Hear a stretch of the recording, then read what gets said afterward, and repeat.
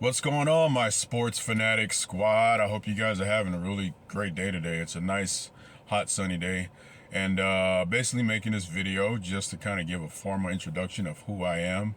Coach Raphael is what they call me. I have extensive experience in the game of basketball. I played for about 25 years and playing the game of basketball, and my position was point guard. And just wanted to add something on that position. If you play the point guard position, that means that you know all the other positions like the back of your hand: shooting guard, small forward, power forward, and center position. So, like I said, I played the point guard position for many, many years. I've watched the game, I've taught the game, and my thing with the sport of basketball, and that's really like what I really know a lot about. But eventually, I'll probably diversify into other sports as far as discussions go. You got your football, you got your baseball, you got your golf, you got your soccer. But right now, my primary focus is basketball because, like I said, that's really all I know, and that's really all I've been teaching off and on for the last 20 plus years or so, in addition to playing the game and being a student of the game. But that's what I wanted to get into. Was my approach was becoming a student of the game.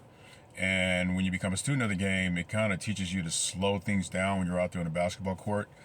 Not saying that I'm a college scout or anything, but I've been scouted by colleges, and I've talked to various college coaches and college scouts. And the number one thing that most of them tell me that they look for in a player is poise and playing at two different speeds. A lot of players that I've seen, in my experience of playing basketball, they play at one speed. And one speed means basically you're going 100 miles an hour down the court. When you get into your half court offense, you're going 100 miles an hour.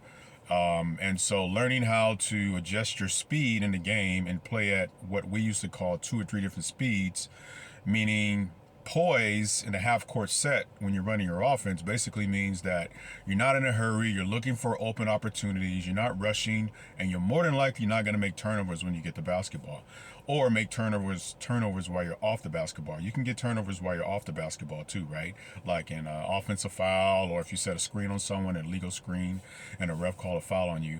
So my approach is basically with this whole YouTube channel is hopefully, some of you athletes out there, whether you're professional, college, intermediate, or beginning, you understand or start to understand the game of basketball from two different speeds, not just one speed, but you kind of understand it. The best example I can give you of a player, there's a lot of them out there in the pro level, that is. I haven't really touched on the college level or the high school level, but the best example I can give you of a player that played the game at two different speeds is a guy by the name of Chris Paul. And I'm just not just saying that because he's a point guard and I play point guard, but when Chris Paul came into the league, and he was already doing it, I think he was doing it probably at his AAU level. AAU is travel team basketball. Whether his coaches taught him or his siblings taught him, or he just learned along the way. But he's always poised, and he's always kind of not in a hurry, so to speak. And I know I have to go back and check his stats, but his assist to turnover ratio, I think, was always pretty low. But just waiting for things to open up on the court and just not rushing into them, so to speak, or rushing into making plays. This guy was able to kind of pick his spots on the court and just get into lanes and get into various areas where he can get assists, to his teammates. But the main thing I noticed about Chris Paul when I first saw him come into the league in the NBA was that, and in comparison to myself and just a lot of other point guards out there, he used his body a lot to shield the basketball. And what I mean is, like, if you're at the top of the key and you're a point guard and your offense is taking a long time to set up, or whoever the play was designed to go to, that player can't get open. So your point guard is kind of standing up there, kind of holding the basketball, looking for someone to pass the ball to. The thing that Chris Paul did so well, and this is what I noticed a lot of when he first came into the NBA and throughout his whole entire career, was he would turn his body into the defender and he would shield the ball with his body. And he did it a lot when he drive to the hoop too. He used his body a lot versus extending his elbow or putting his hand out to kind of like slap the defender's hand away. And that's a very hard skill set to teach. It's a very hard skill set to incorporate in your game, because when you get out on the court, all the adrenaline is rushing and you're more than likely prone to go 100 miles an hour. But this is just one of the many benefits And the many standout skill sets that Chris Paul had was he used his body a lot to shield the basketball. And I'll even go way, way further back into the Magic Johnson era. Well, Magic Johnson was a bigger guy, 6'9" point guard. Obviously, he used his body to shield the basketball. And so what I mean by that is, like, a lot of times defenses, they like to press you and get up on you, try to steal the ball away from you. If your body is facing the defender, you're more than likely, if you don't have quick instincts, that defender might have a chance to steal the ball away from you.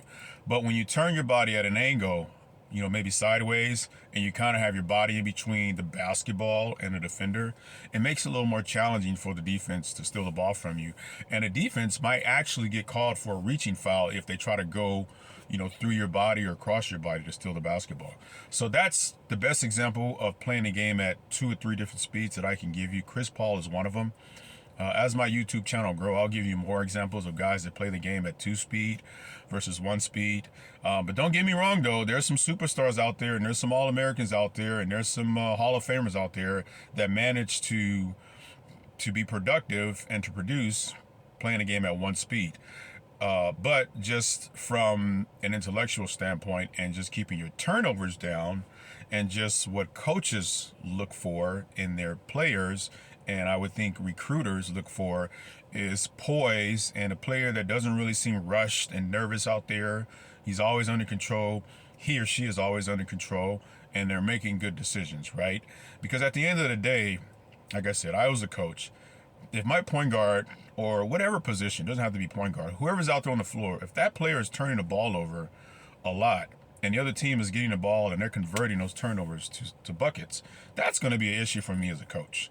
And I'm more than likely going to tell that player to have a seat, right? And if I lose the game by 1 point because of turnovers, then obviously you're not going to be happy as a coach. You're not going to be happy as a teammate, right? So turnovers are extremely significant. Not just in basketball, in any sport, right? But because basketball is my specialty, I'm referencing that sport. So I wanted to get into this a little bit, more so the introduction of who I am, what I'm about, why I created this YouTube channel. My first video, it's an older video. It's about maybe 2 or 3 years old, so I'll get some new content up. But that video is basically just some ball handling drills and some drills, some shooting drills, where you kind of get some options on how to, like, create separation from a very aggressive defender, where you can still get your shot up.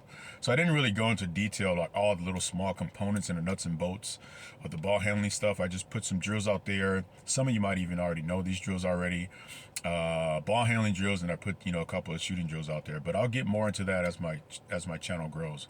But that's really it. I just want to give you guys an introduction, and I'll put more content up, as the video progresses and as my audience starts to build up.